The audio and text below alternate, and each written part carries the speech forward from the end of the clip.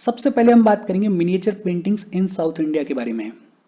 South India की ये जो मिनिएचर पेंटिंग्स हैं, इनके डेवलपमेंट की शुरुआत हुई अर्ली मेडिवल पीरियड में।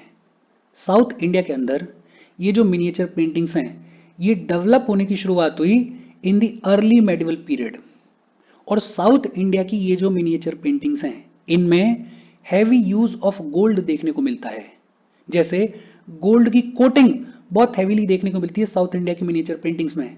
गोल्ड की लीफ का जो यूज है वो भी बहुत हैवीली देखने को मिलता है साउथ इंडिया की मिनिएचर पेंटिंग्स में। तो हैवी यूज ऑफ गोल्ड देखने को मिलता है साउथ इंडिया की मिनिएचर पेंटिंग्स में। और साउथ इंडिया की ये जो मिनिएचर पेंटिंग्स हैं, इनमें फोकस किया गया डिवाइन क्रिएचर्स को डिपिक्ट करने के ऊपर। डिवाइन क्रिएचर्स को डिपिक्ट करने के ऊपर फोकस किया गया साउथ इंडिया की मिनिएचर पेंटिंग्स में। वहीं अगर नॉर्थ इंडिया की पेंटिंग्स देखोगे तो उनमें फोकस किया जा रहा था रूलर्स को, एम्परर्स को डिपिक्ट करने के ऊपर। लेकिन साउथ इंडिया में फोकस किया जा रहा था डिवाइन क्रिएचर्स को डिपिक्ट करने के ऊपर। बेहद सिंपल। साउथ इंडिया की ये जो मिनिएचर पेंटिंग्स हैं, ये डेवलप हुई अर्ली मेडिवल पीरियड के दौरान। साउथ इंडिया की ये जो मिनिएचर पेंटिंग्स हैं, इनमें हैवी यूज ऑफ गोल्ड देखने को मिलता है। और साउथ इंडिया की ये जो मिनिएचर पेंटिंग्स हैं, इनका फोकस था डिवाइन क्रिएचर्स को डिपिक्ट करने के ऊपर। साउथ इंडिया में ये जो मिनिएचर पेंटिंग्स डेवलप हुई, इसके तहत कई सारे स्कूल्स डेवलप हुए। जैसे एक तंजौर पेंटिंग्स डेवलप हुई। ये जो तंजौर पेंटिंग्स हैं, इनको तंजौर स्कूल या तंजवूर स्कूल भी बुलाया जाता है। और ये जो तंजौर पेंटिंग्स हैं, ये फेमस हैं फॉर गोल्ड कोटिंग। तंजौर की जो पेंटिंग्स हैं, उनको गोल्ड से कोट किया गया। They are famous for gold coating. और ये जो तंजौर पेंटिंग्स हैं, ये जानी जाती हैं डेकोरेटिव पेंटिंग्स के तौर पे। बहुत हैवीली डेकोरेट किया गया है इन तंजौर की पेंटिंग्स को। और ऐसा कहा जाता है कि ये जो तंजौर की पेंटिंग्स हैं, ये प्रोबेबली डेवलप हुई तब जब मराठास ने तंजौर के नायक्स को हरा दिया, जब विजयनगर एम्पायर पूरी तरीके से खत्म हो गया और जब कंट्रोल मराठा रूलर्स के हाथ में गया। तो ये जो मराठा रूलर्स हैं, इन्होंने पेट्रोनाइज किया, इन्होंने सपोर्ट किया इन तंजौर पेंटिंग्स को।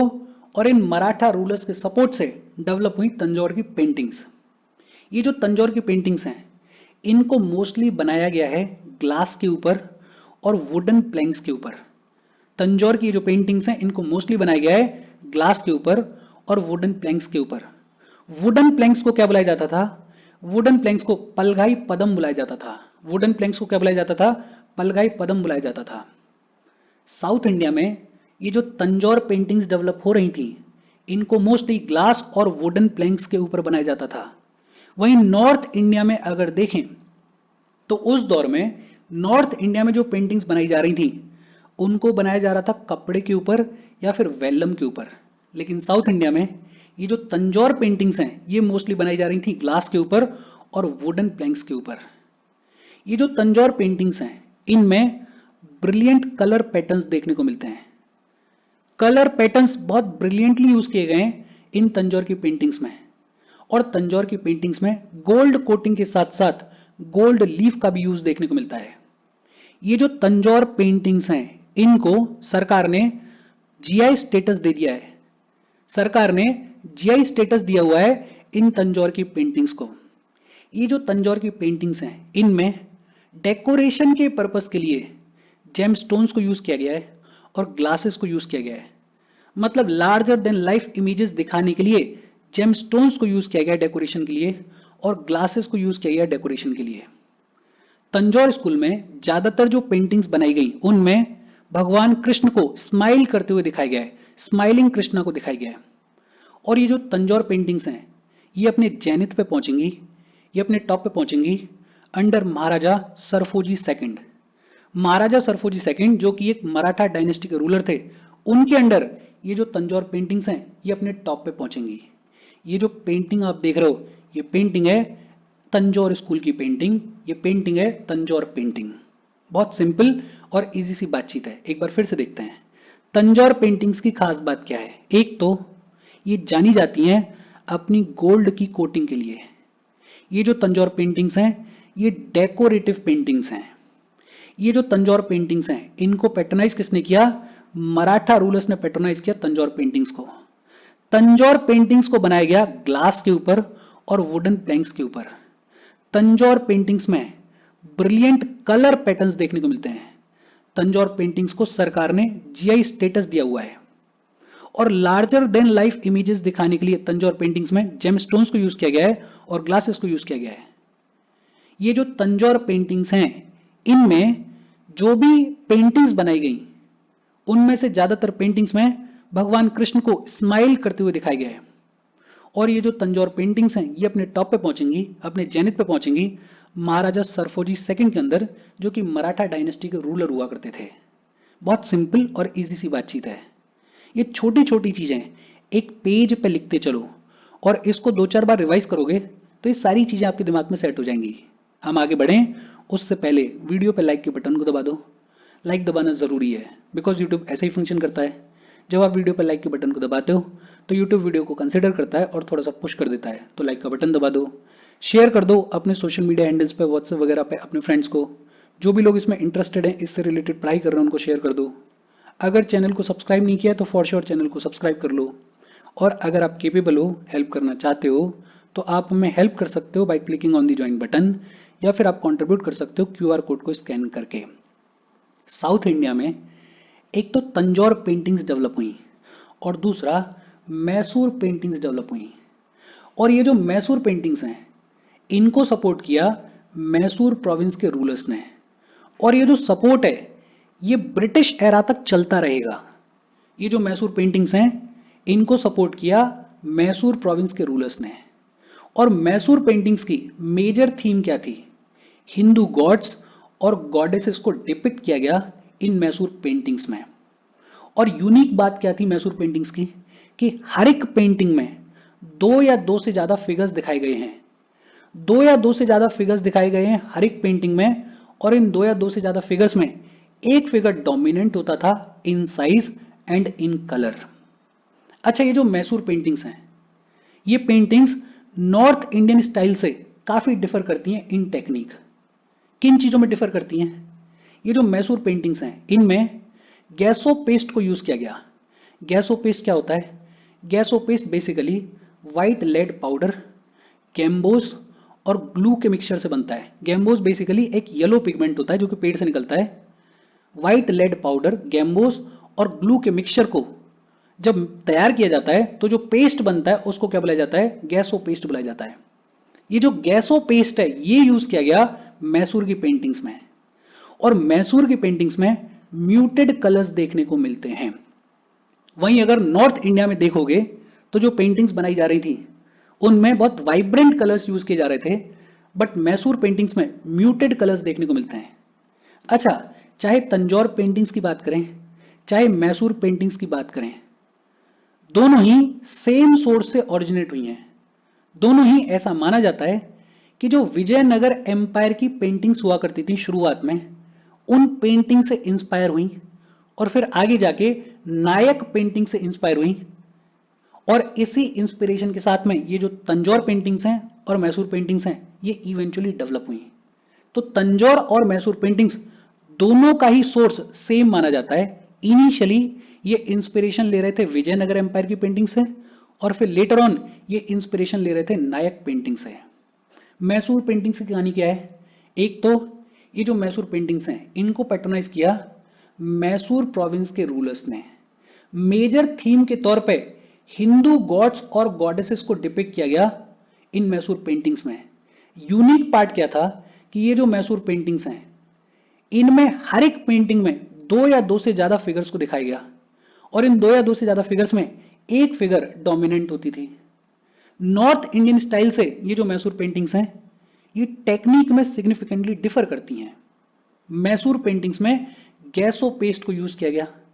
ये जो मैसूर पेंटिंग्स हैं इनमें म्यूटेड कलर्स देखने को मिलते हैं। बहुत सिंपल और इजी सी बातचीत है। अच्छा, हम आगे बढ़ें उससे पहले एक बार फिर से रिवाइज करते हैं सारी चीज को। तंजौर पेंटिंग्स को देखते हैं। तंजौर पेंटिंग्स में गोल्ड कोटिंग देखने को मिलती है। They are famous for gold coating. ये जो तंजौर पेंटिंग्स हैं ये डेकोरेटिव पेंटिंग्स हैं। तंजौर पेंटिंग्स डेवलप हुई with the support of Maratha rulers. Tanjore paintings को मोस्टली ग्लास और वुडन प्लैंक्स के ऊपर बनाया गया। ब्रिलियंट कलर पैटर्न्स का यूज देखने को मिलता है तंजौर पेंटिंग्स में। तंजौर पेंटिंग्स को सरकार ने जीआई स्टेटस दिया हुआ है। लार्जर देन लाइफ इमेजेस दिखाने के लिए तंजौर पेंटिंग्स में जेमस्टोन्स को यूज किया गया और ग्लासेस को यूज किया गया। ज्यादातर जो पेंटिंग्स बनाई गई उनमें भगवान कृष्ण को स्माइल करते हुए दिखाया गया। और ये जो तंजौर पेंटिंग्स हैं ये अपने टॉप पे पहुंचेंगी महाराजा सरफोजी सेकंड के अंदर। ये छोटी छोटी बातचीत है जो कि आपके दिमाग में बैठनी चाहिए तंजौर पेंटिंग से रिलेटेड। फिर इसके बाद हमने बात की मैसूर पेंटिंग के बारे में। मैसूर पेंटिंग्स की जो मेजर थीम थी वो क्या थी? हिंदू गॉड्स और गॉडेसेस को डिपिक्ट किया गया। खास बात क्या थी कि हर एक पेंटिंग में दो या दो से ज्यादा फिगर्स को दिखाया गया। दो या दो से ज्यादा फिगर्स में से एक जो फिगर होता था वो डोमिनेंट होता था in terms of size, in terms of colour. ये जो मैसूर पेंटिंग्स हैं ये नॉर्थ इंडियन स्टाइल से सिग्निफिकेंटली डिफर करती हैं इन टर्म्स ऑफ टेक्निक। जैसे ये जो मैसूर पेंटिंग्स हैं इनमें गैसो पेस्ट को यूज किया गया। ये जो मैसूर पेंटिंग्स हैं इनमें म्यूटेड कलर्स देखने को मिलते हैं। तंजौर पेंटिंग और मैसूर पेंटिंग इन दोनों का सोर्स सेम है। इनिशियली ये इंस्पिरेशन ले रहे थे विजयनगर एम्पायर की पेंटिंग से और लेटर ऑन इन्होंने इंस्पिरेशन ली नायक पेंटिंग से। ये जो पेंटिंग आप देख रहे हो ये पेंटिंग है मैसूर स्कूल की पेंटिंग। अच्छा, फिर इसके बाद एक छोटे से डब्बे में बात की गई है गंजीफा या गंजापा कार्ड्स के बारे में। गंजीफा या गंजापा कार्ड्स ये बेसिकली मेडिवल पीरियड के कार्ड हुआ करते थे। जो पत्ते हम खेलते हैं, कार्ड्स हम खेलते हैं, मेडिवल पीरियड में जो कार्ड्स हुआ करते थे उनको बुलाया जाता था गंजीफा कार्ड्स या फिर गंजापा कार्ड्स। और ये जो कार्ड्स हुआ करते थे इनको उस दौर के जो आर्टिशियंस हुआ करते थे वो हाथ से पेंट किया करते थे। हाथ से बने हुए कार्ड्स हुआ करते थे ये। और ये जो कार्ड्स हुआ करते थे ये मुगल कोर्ट में बहुत ही ज्यादा पॉपुलर होते थे। इनफैक्ट ये जो गंजीफा कार्ड्स हैं इनका रेफरेंस बाबर नामा तक में देखने को मिलता है। बाबर नामा में इनके बारे में, गंजीफा कार्ड्स के बारे में बातचीत की गई है। तो मुगल कोर्ट में बहुत ही पॉपुलर हुआ करते थे। ये जो कार्ड्स हुआ करते थे इनका बैकग्राउंड कलर्ड हुआ करता था और हर एक सूट के लिए, हर एक कलर के पत्ते के लिए डिफरेंट कलर यूज किया जाता था। मैसूर के जो गंजीफा कार्ड्स हैं या मैसूर की जो गंजीफा पेंटिंग्स हैं उनको सरकार ने जीआई स्टेटस दिया 2008 में। तो एक टर्म है, इस टर्म को भी दिमाग में रख लो, गंजीफा या गंजापा कार्ड्स। और ये जो गंजीफा कार्ड्स हैं ये मेडिवल पीरियड के कार्ड हुआ करते थे। हाथ से पेंट करके इनको तैयार किया जाता था। मुगल कोर्ट में बेहद पॉपुलर हुआ करते थे। इनका मेंशन बाबर नामा में भी देखने को मिलता है।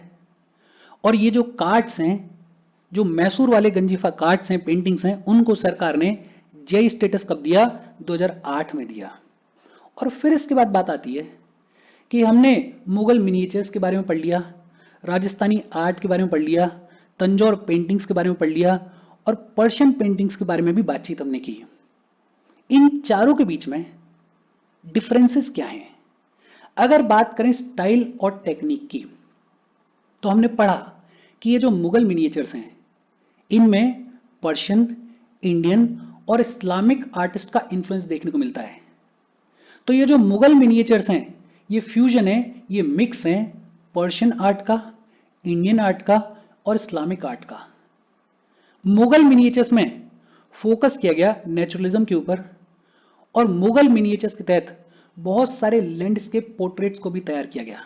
तो एक इंपॉर्टेंट चीज कि ये जो मुगल मिनिएचर्स हैं इनमें फ्यूजन देखने को मिलता है पर्शियन इन्फ्लुएंस का, इंडियन इन्फ्लुएंस का और इस्लामिक इन्फ्लुएंस का। राजस्थानी आर्ट की अगर बात करें तो राजस्थानी आर्ट में एक तो बोल्ड और वाइब्रेंट कलर्स को यूज किया गया। बहुत ही बोल्ड और बहुत ही वाइब्रेंट कलर्स को यूज किया गया राजस्थानी आर्ट में। ये जो राजस्थानी आर्ट है इसको जनरली पेपर के ऊपर बनाया गया या आइवरी के ऊपर बनाया गया या सिल्क के ऊपर बनाया गया। और नेचुरल पिगमेंट्स का जो यूज है वो देखने को मिलता है राजस्थानी आर्ट में। तंजौर पेंटिंग्स अभी हमने बात की कि यहां पर रिच कलर्स देखने को मिलते हैं। गोल्ड लीफ का यूज बहुत ही हेवीली देखने को मिलता है और जेमस्टोन्स को भी तंजौर पेंटिंग्स में यूज किया गया है, अभी हमने बात की है। ये जो तंजौर पेंटिंग्स हैं इनको मोस्टली वुडन पैनल के ऊपर बनाया जाता था, ये भी हमने अभी पढ़ा है। और ये जो तंजौर पेंटिंग्स हैं, ये ओवर द ईयर बहुत सारे चेंजेस को विटनेस करेंगी, बहुत सारे चेंजेस इन तंजौर पेंटिंग्स में देखने को मिलेंगे। पर्शियन पेंटिंग्स की अगर बात करें तो ये जो पर्शियन पेंटिंग्स हैं ये जानी जाती हैं अपने मिनिएचर फॉर्मेट के लिए। मुगल मिनिएचर्स के ऊपर पर्शियन इन्फ्लुएंस बहुत हेवीली देखने को मिलता है। ये जो पर्शियन पेंटिंग्स हैं ये जानी जाती हैं अपने मिनिएचर फॉर्मेट के लिए, लेकिन बहुत ही डिटेल्ड इलस्ट्रेशन होता था इन पर्शियन पेंटिंग्स में, बहुत ही डिटेल के साथ में पेंटिंग को बनाया जाता था इस पर्शियन स्कूल में। और ये जो पर्शियन पेंटिंग्स हैं इनको इनकॉर्पोरेट किया गया है, इनको ऐड किया गया है मैन्युस्क्रिप्ट्स में, रिलीजियस टेक्स्ट में, लिटरेचर वगैरह में। तो ये जो पर्शियन पेंटिंग्स हैं, एक तो ये मिनिएचर फॉर्मेट को फॉलो करती थी और बहुत ही डिटेल्ड इलस्ट्रेशन देखने को मिलता है। डिफरेंस आपको दिख रहा होगा। डिफरेंस क्या है? मुगल मिनिएचर में मिक्स है पर्शियन, इंडियन और इस्लामिक इन्फ्लुएंस का। राजस्थानी आर्ट में जो कलर्स हैं वो बोल्ड हैं, वाइब्रेंट हैं और नेचुरल पिगमेंट्स के ऊपर फोकस किया गया है। तंजौर पेंटिंग, वहां पे गोल्ड लीफ का यूज किया गया है, वहां पे जेम्स का यूज किया गया है, ज्यादातर वुडन पैनल के ऊपर बनाई गई हैं। और पर्शियन पेंटिंग्स मिनिएचर फॉर्मेट को फॉलो करती थी और डिटेल्ड इलस्ट्रेशंस के ऊपर फोकस किया गया है। सब्जेक्ट मैटर की अगर बात करें तो ये जो मुगल मिनिएचर्स थे इनका प्राइमरी फोकस था एम्परर्स के ऊपर और उनकी लाइफ को डिपिक्ट करने के ऊपर। इसके अलावा मुगल मिनिएचर्स में कोर्ट सीन्स भी दिखाए गए और हंटिंग सीन्स भी दिखाए गए। तो ये जो मुगल मिनिएचर्स थे उनमें प्राइमरी फोकस था एम्परर्स और उनकी लाइफ को डिपिक्ट करने के ऊपर। राजस्थानी आर्ट में प्राइमरी फोकस था रिलीजियस और फोक चीजों को दिखाने के ऊपर। रिलीजियस चीजों को डिपिक्ट किया गया और फोक आर्ट को डिपिक्ट किया गया इस राजस्थानी आर्ट में। ये जो राजस्थानी आर्ट है इसमें हिंदू एपिक्स जैसे रामायण है उनको भी डिपिक्ट किया गया। तंजौर पेंटिंग्स की अगर बात करें तो अभी हम बात कर रहे थे कि साउथ इंडिया में ये जितनी भी मिनिएचर पेंटिंग्स डेवलप हुई उनका प्राइमरी फोकस था डिवाइन क्रिएचर्स को डिपिक्ट करने के ऊपर। ये जो तंजौर पेंटिंग्स थी इनमें हिंदू गॉड्स और गॉडेसेस को डिपिक्ट किया गया। ये जो तंजौर पेंटिंग्स थी इनमें माइथोलॉजिकल सीन्स को दिखाया गया। और पर्शियन पेंटिंग्स की अगर बात करें तो इनमें कोर्ट लाइफ दिखाई गई, इनमें रॉयल पोर्ट्रेट्स दिखाए गए, इनमें लैंडस्केप्स दिखाए गए, इनमें कैलीग्राफी के ऊपर फोकस किया गया। The art of beautiful hand writing, calligraphy के ऊपर फोकस किया गया। और इन पर्शियन पेंटिंग्स में पोट्री को भी डिपिक्ट किया गया। तो अगर मोटा मोटा डिफरेंस देखें तो ये जो मुगल मिनिएचर हैं इनका फोकस है एम्परर्स के ऊपर, रूलर्स के ऊपर। राजस्थानी आर्ट की अगर बात करें तो फोकस है रिलीजियस और फोक चीजों को दिखाने के ऊपर। तंजौर पेंटिंग्स की अगर बात करें तो फोकस है हिंदू गॉड्स और गॉडेसेस को दिखाने के ऊपर। और अगर पर्शियन पेंटिंग्स की बात करें तो यहां पे कोर्ट लाइफ दिखाई गई, यहां पे रॉयल पोर्ट्रेट्स बनाए गए, यहां पे फोकस किया गया एम्परर्स के ऊपर। और कल्चरल इन्फ्लुएंस की अगर बात करें तो अभी हमने पढ़ा कि ये जो मुगल मिनिएचर्स थे इनमें पर्शियन और इंडियन आर्टिस्ट का जो ट्रेडिशन था उसका फ्यूजन, उसका मिक्स देखने को मिलता है। ये जो मुगल मिनिएचर्स थे ये बहुत हेवीली इन्फ्लुएंस थे पर्शियन स्कूल से। ये Persian school Indian, local Indian tradition के साथ में मिक्स होगा और डेवलप होगा मुगल मिनिएचर। ये जो राजस्थानी आर्ट है ये इंडिजीनियस ट्रेडिशन ऑफ राजस्थान को दिखाता है, जो राजस्थान का लोकल ट्रेडिशन था उसको दिखाता है।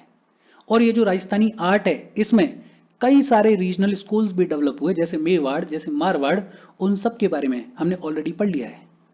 ये जो तंजौर पेंटिंग्स हैं ये बहुत हेविली इन्फ्लुएंस थी हिंदू रिलीजियस और कल्चरल हेरिटेज से। साउथ इंडिया में जो हिंदू रिलीजियस और कल्चरल हेरिटेज थी उससे बहुत हेविली इन्फ्लुएंस थी ये तंजौर पेंटिंग्स। और पर्शियन पेंटिंग्स की अगर बात करें तो पर्शिया का जो आर्टिस्टिक हेरिटेज है उसको रिफ्लेक्ट करती हैं ये पर्शियन पेंटिंग्स। और पर्शियन पेंटिंग्स में जो इस्लामिक आर्ट एंड कल्चर है उसके एलिमेंट्स को भी दिखाया गया है। तो यहां भी आपको डिफरेंस दिख रहा होगा, मुगल मिनिएचर्स में पर्शियन इन्फ्लुएंस देखने को मिलता है और लोकल इंडियन इन्फ्लुएंस भी देखने को मिलता है। जो राजस्थानी आर्ट है वो रिफ्लेक्ट करती है, वो दिखाती है राजस्थान के इंडिजीनियस लोकल ट्रेडिशन को। जो तंजौर पेंटिंग्स हैं वो साउथ इंडिया का जो हिंदू रिलीजियस और कल्चरल ट्रेडिशन है, हेरिटेज है, उसको दिखाती हैं। और जो पर्शियन पेंटिंग्स हैं वो पर्शिया के आर्टिस्टिक ट्रेडिशन को दिखाती हैं। और इसके साथ आज की हमारी बातचीत खत्म हो गई। देखो, आज का सेशन बेहद इजी सेशन है।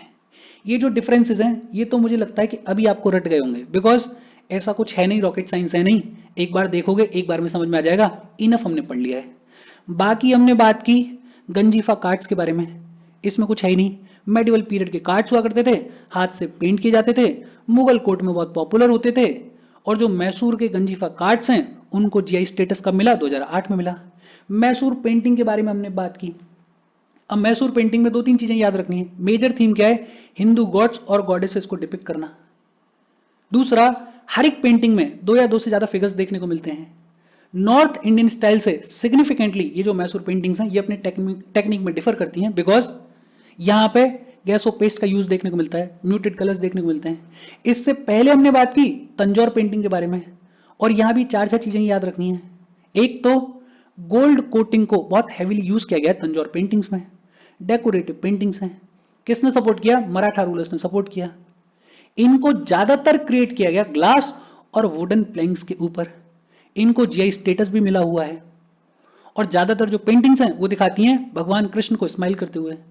और ये पेंटिंग्स अपने टॉप पे पहुंची अंडर महाराजा सरफोजी सेकंड, जो कि मराठा डायनेस्टी के एक रूलर हुआ करते थे। इसके साथ आज की हमारी बातचीत खत्म हो गई। कोई डाउट हो तो कमेंट करके पूछ लेना। Thank you very much.